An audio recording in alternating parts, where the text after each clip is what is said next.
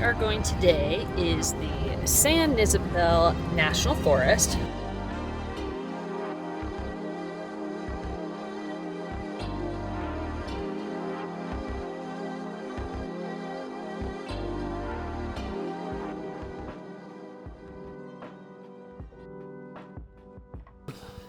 To the garden. It is hot AF outside. We are in July. And to clarify in some of my other videos, when I say it's hot outside, I mean the sun is blaring like we live on top of a mountain. Oh wait, we do. Because it's so hot out and I have yet to go buy mulch for the garden, I've decided we're going to find a more frugal solution. We're going to go forage for some mulch. That means we're going to take a road trip. And then when we come back, we will put the mulch over the plants and I will give you an update on how the garden's been doing about just over a month since we got most of the plants in here. So let's go on that field trip.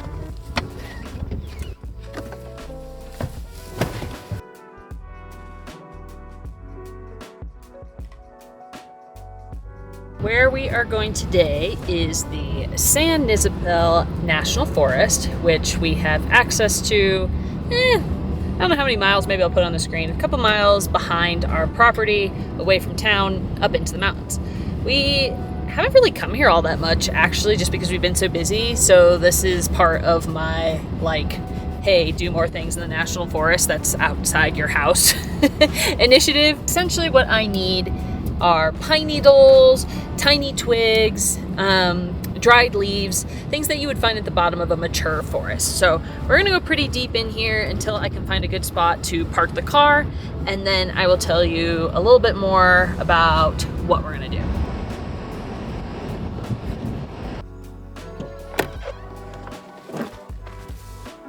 Here we are in the San Isabel National Forest somewhere. If you listen really closely, you can hear a ton of birds, the wind in the trees, maybe a brook somewhere. It's really peaceful. So I'm gonna take you guys, we're gonna go, let me show you, somewhere into the woods behind me and start looking for mulchy material. I'm gonna lock my car, not that anyone's gonna be here. And we're gonna see what we can find.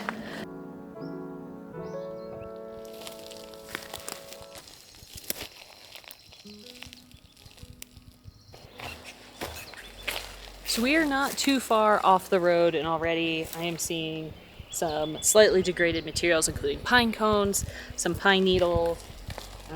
What else is around here?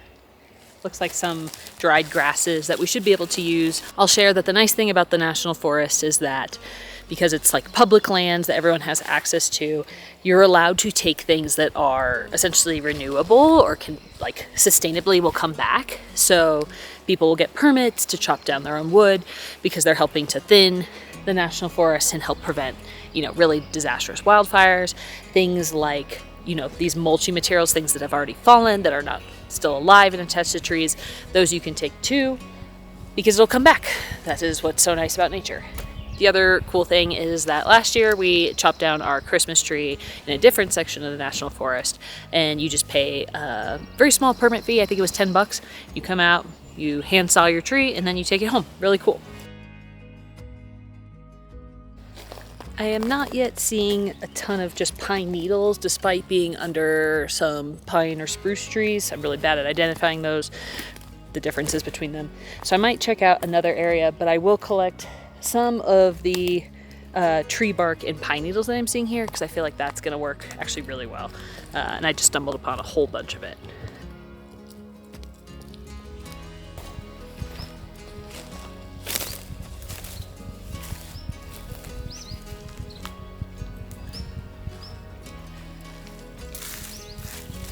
Totally forgot to bring any of my bags.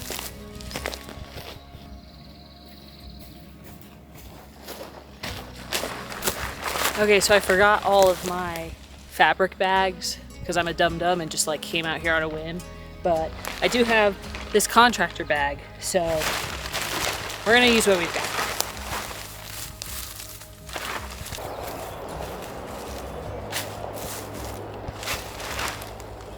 Let me try and show you what I'm actually collecting here.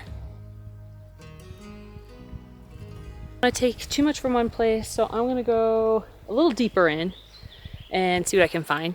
I do see some beautiful flowers over there. I'm gonna try and look for some more shady areas because it does seem right at the base of the trees is obviously where most of the pine cones, needles, and bark is falling.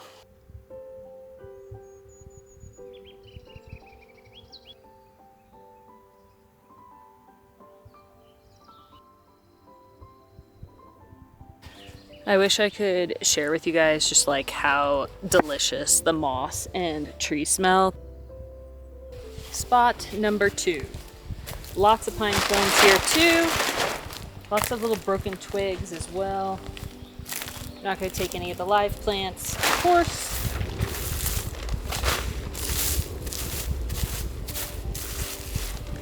So if you're watching this video and you're like, cool story, Chelsea, glad you can get mulch in National Forest. I can't just drive to one. I don't have one in my backyard.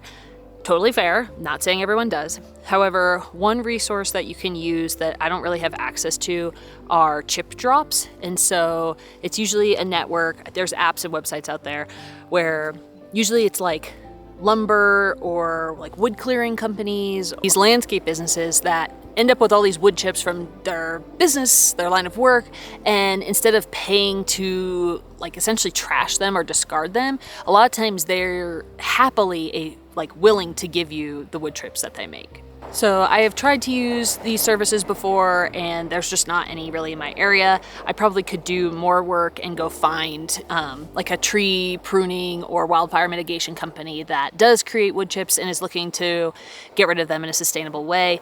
I don't have such a need, but if you were gonna have like an entire truckload, like you wanted to mulch like your, I don't know, a huge garden or around your trees or like a front wildlife garden, definitely look into one of these services. I'll put them in the description box below, the ones I'm thinking of. But even like municipalities, town, cities have these kinds of services. So don't think you have to like necessarily go into the forest to do this. I'm just so remote that like for me, this actually is easier to do on a Sunday. So yeah, I want to keep going, but I just wanted to share that with you. And hopefully you're enjoying the like nature ambiance because I am.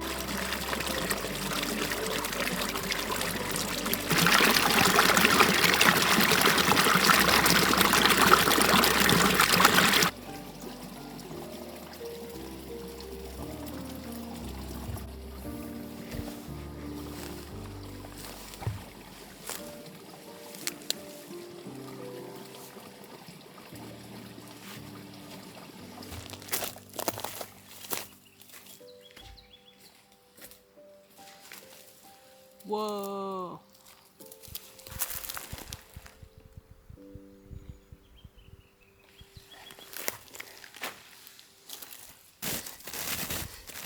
There we go.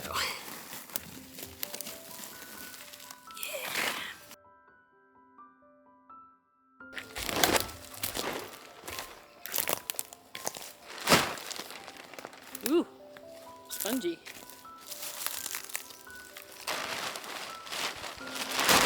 I literally have no idea how much this is gonna mulch, like a single bed. I don't know.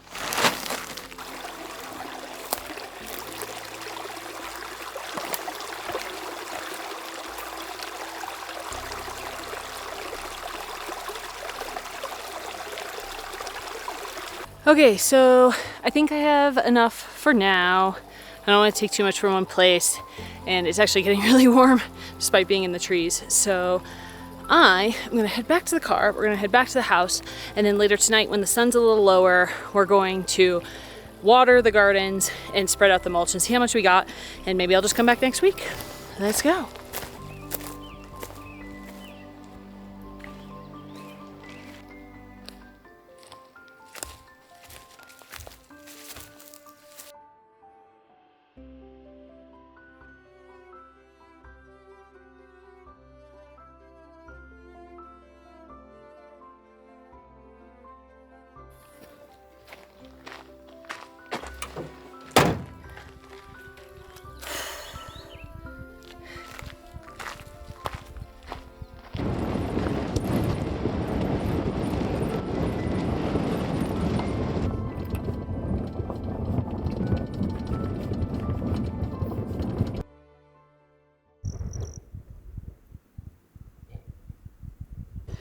All right, folks, it is later in the day, and actually earlier than I thought. Maybe you can see the hummingbird behind me. Earlier than I thought, because we have been gifted with clouds and hopefully rain. So I'm gonna go ahead and get this mulch into as many beds as I can and probably give it a good soaking, and then enjoy the rest of my Sunday free from playing in the dirt. So let's go through this and then I'll show you what is going in the garden. I'm gonna go ahead and start with this garden bed because the pumpkins and squash and the strawberries, radishes, and beets are doing pretty well. These ones that are wilty, I did thin out from the others earlier today, so I think they could use a little extra love too.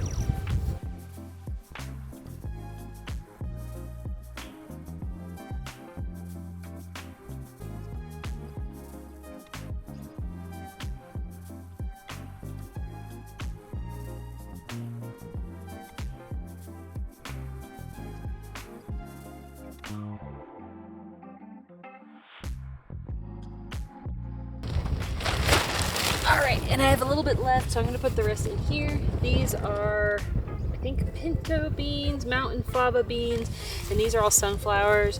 And I've got some other stuff coming up here. This is a weed. Some other things too that I totally forgot what I planted. Tomatillos are supposed to be in here somewhere. I don't know. These definitely look like sunflowers, so.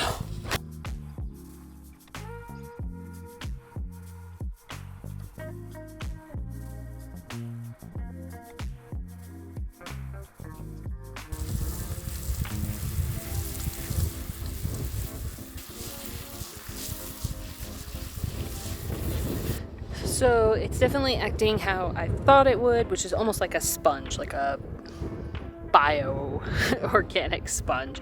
It's just sucking up the water that I'm putting through the hose, and I know it's like leaching down into the soil, but it's just keeping it cooler and it's trapping it, so it's less likely to evaporate. So let me show you what it looks like after I just watered it.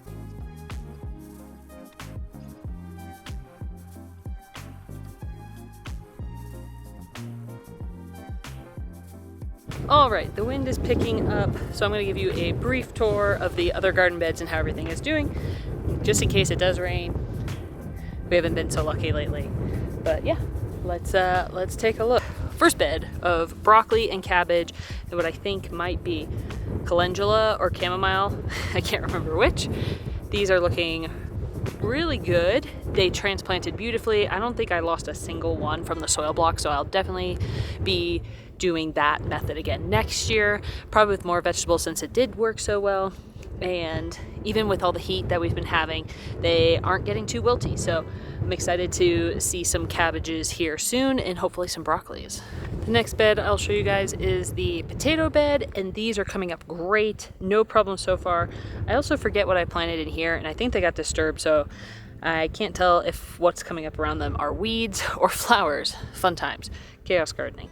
These need to get a little bit taller, and then I'm going to go most likely buy some soil to hill them over, so that we're going to encourage additional potato production. No complaints here. This is the Dakota Dawn potato from row 7 seeds. I've grown it now 2 years in a row. This is year 3, and it does really well here. The 3 back garden beds I'm going to show you just in quick succession. They're behind me. Some of them are doing better than others. The currants are doing really well, the black and the red currants. No berries yet, but they don't seem to be having any issues acclimating to the elevation or the weather. This here is the golden currant. It is not doing great. I don't know why. One variety of currant would over the others. No idea. Jerusalem artichoke doing great. The raspberries, I'm not sure. I thought I saw berries on it and they're not there anymore, so something ate them. But I think it just got beat up by the wind, so I have tried to stake it. Hopefully that helps. And then this last one is this ever-bearing mulberry. It is not doing great. Next to that is the second bed of broccoli and cabbage. Nothing too different from the first bed. Those are doing really well. The fennel is starting to creep up. I'll show you that. And additionally, the onions seem to have taken. I really didn't think they would, so that's amazing. I also will be buying my garlic for fall planting hopefully this week, because I need to secure that order because I want to make sure I get like a specific kind and it's organic. That I'll probably get in September. Make sure I plant that about 6 weeks before the first frost or like a hard freeze. So that will go in this bed when the broccoli and cabbage are out. And then those will stay over winter and be harvested in the spring, probably summer next year. And last but not least is our lettuce and carrot bed. Everything's doing pretty well. I kind of wish I had gotten the carrots more spaced out. I'm a little nervous about those growing in. The salad greens are coming up. I am planning on getting another pack of maybe like a mixed salad green and then kind of just using it to fill in the empty spots because I think they will grow fast enough that they can take advantage of the space.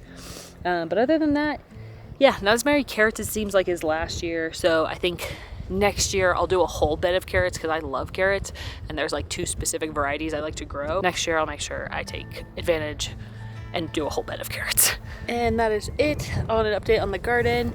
So yeah, I will continue to provide updates, especially as soon as something is harvestable. We're getting close with some of the salad greens. The radishes I checked, they're not ready yet, even though they're making quite a splash of greenery.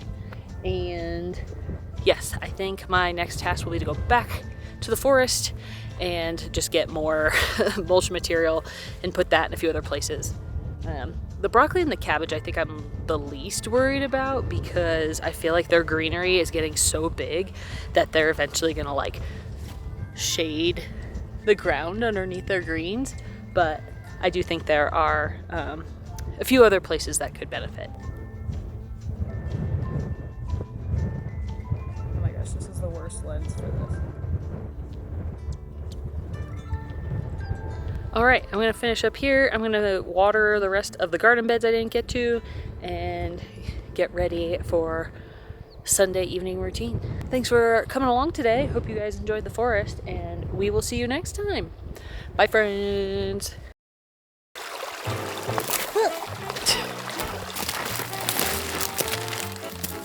Anything for the shop. What the heck is with all this traffic? Should have gone further in. What the actual F? Everyone and their mother is driving by with a freaking camper right now. Where are you going? Next time, film YouTube videos deeper in the forest, friends.